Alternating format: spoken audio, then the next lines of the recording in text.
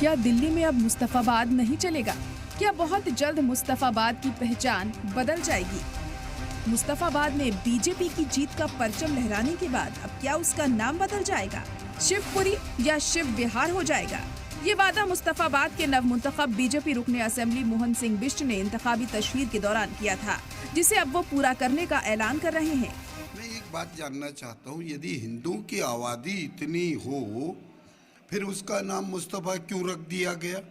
मुस्तफ़ा से मुझे कोई एलर्जी नहीं, लेकिन आम जनता जनार्दन में यदि मुस्तफ़ाबाद का नाम ले लेते हैं तो लोग यहाँ से रास्ते से वापस चले जाते हैं।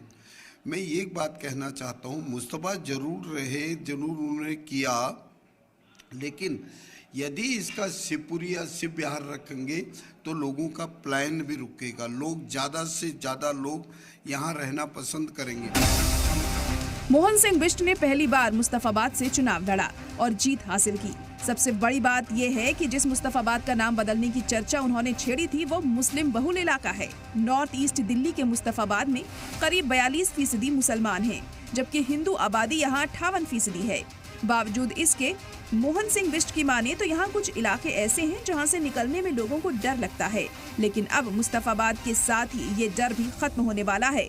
मुस्तफाबाद का कुछ एरिया शिव विहार तिराहे से लेकर के ब्रिजपुरी तक जो ये मुस्तफाबाद से गुजरता है, आम लोगों के अंदर भय की स्थिति बनी रहती है। बेटियां वहां से स्कूल नहीं जाती, लोग अपने ड्यूटी पे नहीं जाते, और जब आम जनमानस से बात करें तो वो बिल्कुल निश्चित रूप से कतराते हैं।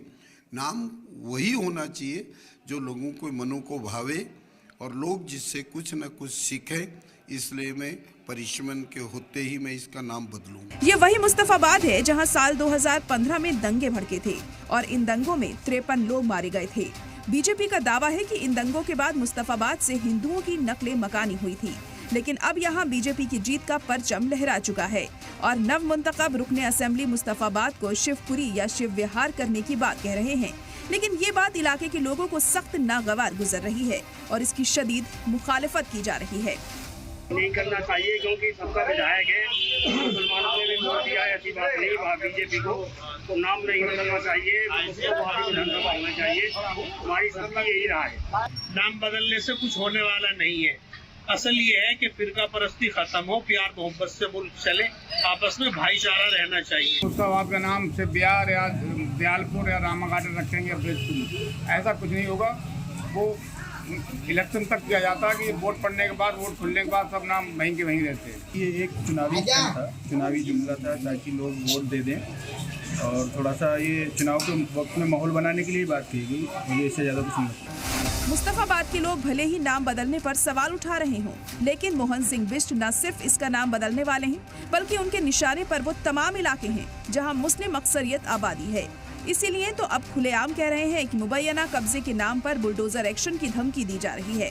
निश्चित रूप से उसको हम उसको चौड़ा करेंगे, रोड को वहाँ चौड़ा करेंगे, बुलडोजर चलाएंगे ना, गवर्नमेंट से इंक्वायर करने को करेंगे ना, क्यों नहीं हो सकता?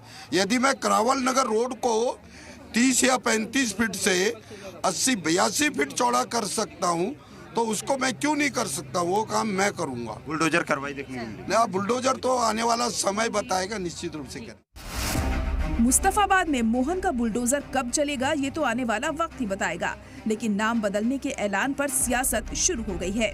भाजपा के विचारधारा, एजेंडा, तौर तरीके हैं, इसकी दिल्ली में कहीं कोई जगह नहीं है।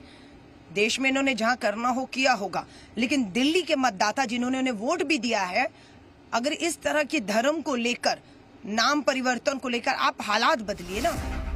इलाके और शहरों के नाम पहले भी बदलते रहे। बीजेपी हुकूमत वाली रियासतों में कई शहरों को कई इलाकों के नाम बदले। बीजेपी हुकूमत वाली रियासतों में कई शहरों और कई इलाकों के नाम बदले।